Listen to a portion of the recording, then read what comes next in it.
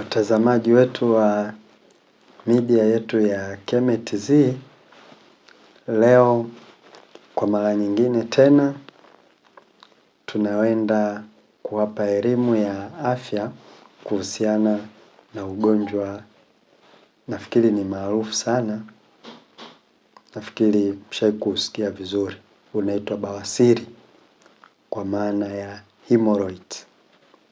Sawa? Hemorrhoid au bawasiri ni nini? Kabla ya kwenda kuona kwamba huu ugonjwa maana yake ni nini, kwamba karibia kwenye kila sehemu ya mwili kuna mshipa wa damu. Kwa hiyo hapa tunazungumzia ile eneo la haja kubwa au eneo la kutolea haja kubwa, kwa watoto wa mtaani wanaita mavi aka kimba. Pale panakuwa na changamoto. Kwa hiyo changamoto ya huo mshipa ambao nimesema karibia kwenye kila sehemu kuna mshipa ambao unachukua damu safi na damu chafu. Kwa hiyo hapa mara nyingi inakuwa ni ule mshipa wa damu chafu. Kwa hiyo unakuwa unavimba kwenye hiyo sehemu au kwenye huo mlango wa haja kubwa au kwenye hicho kitundu cha haja kubwa. Kwa hiyo unakuta inaweza ikawa upande wa kulia au wa kushoto. Kwa ule mshipa wa damu unavimba. Ukishavimba ndio unakuletea hiyo changamoto au huo ugonjwa wa bawasiri. Sawa? Kwa hiyo ndio maana ya bawasiri au hemorrhoid. Maanake mshipa wa damu unakuwa umevimba. Sababu zipi ambazo au vihatarishi vipi vinaweza kusababishia wewe au mimi kuweza kuvimba kwa huo mshipa wa damu au kupata hiyo bawasiri? Cha kwanza tunasema kujikamua. Sasa hapa kwenye kujikamua maanake inaweza ikawa unapata choo ngumu au hupati choo kabisa. Sawa? Zipo sababu nyingi ambazo zinaweza zikasababisha upate choo ngumu au ukose choo kabisa. Kuna magonjwa mfano vidonda vya tumbo, kuna kutokunywa maji ya kutosha, kutokula matunda yenye nyuzi nyuzi, mfano maparachichi, mapapai, maembe yaliyoiva sana, ndizi, sana sana parachichi na papai. Pia kutokula mboga za majani pia yanaweza kusababisha upate choo ngumu au ukose choo. Maanake ukikosa choo unajikamua sana, unatumia nguvu kubwa ili uweze kutoa haja kubwa au uweze kutoa kimba. Kingine, kuna kitu tunakiita msukumo, kwa maana pressure. Unakuta mwili au tumbo linakuwa limebeba kitu. Kwa hapa tunazungumzia wale wajawazito au kuna wale wenye vitambi. Unaweza ukakuta mwanaume ana kitambi kama mjamzito, lakini sio, ni utani tu. Kwa hiyo unakuta mwanaume mnene ana kitambi.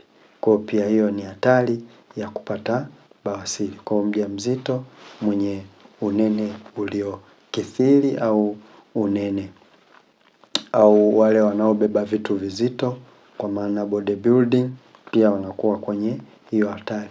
Pia wale wenye kikohozi cha muda mrefu, kwa maana unakohoa tu. Yaani mtu akianza kukohoa anaweza akatumia hadi dakika 2 ndio kikohozi kinanyamaza. Kwa hiyo pia wako kwenye hatari au pia ni moja ya sababu ambazo zinaweza kusababisha hiyo bawasiri, kwa maana mshipa wa damu uweze kuvimba.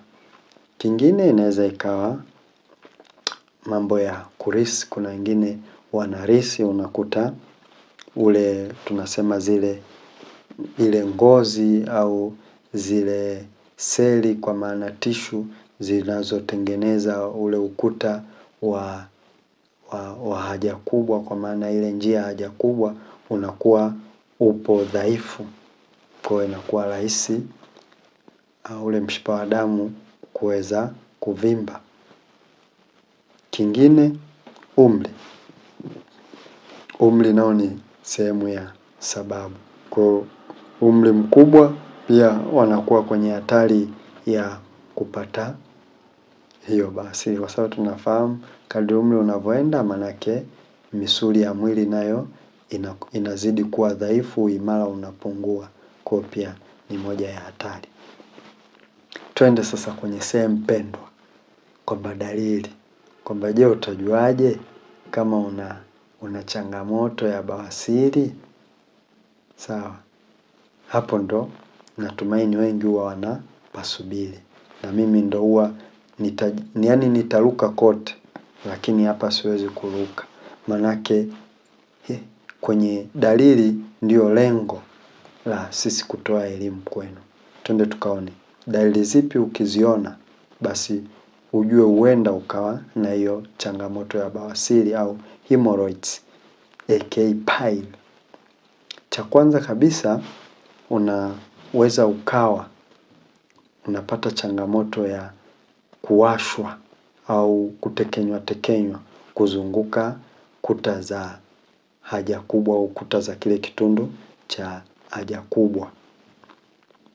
Wakati mwingine maumivu au kutojisikia tu huru. Sawa, hasa pale unapokaa.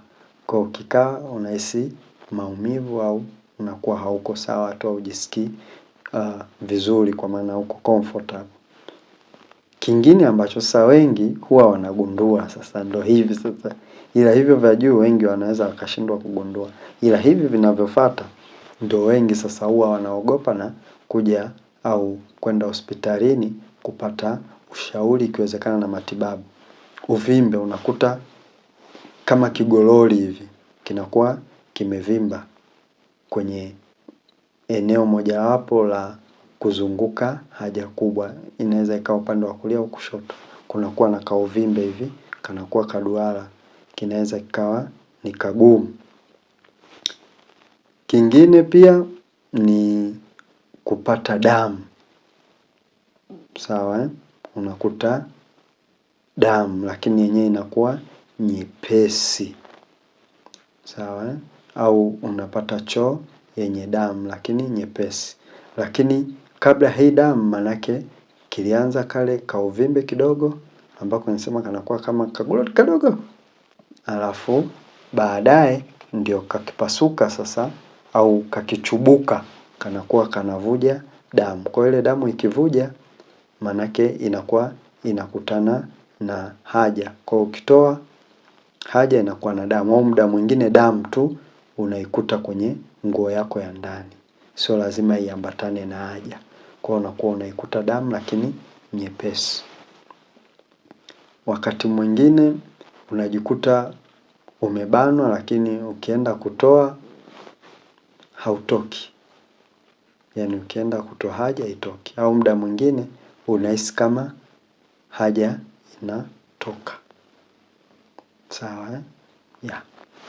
Kwa hiyo hizo ndio dalili za hiyo hemorrhoid, kwa maana ya bawasiri. Kwa ukiona tu unapitia hiyo changamoto, basi wahi hospitalini kwa ushauri na matibabu, ili kuepuka madhara ambayo yanaweza kutokea mbeleni endapo utapata hayo matibabu.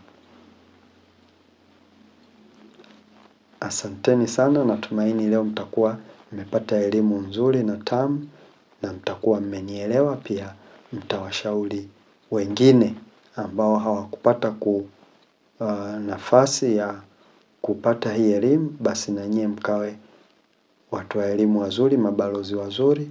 Endapo mkiona hiyo changamoto mwenzako anakuhadisia, basi mshauri afike hospitali mapema.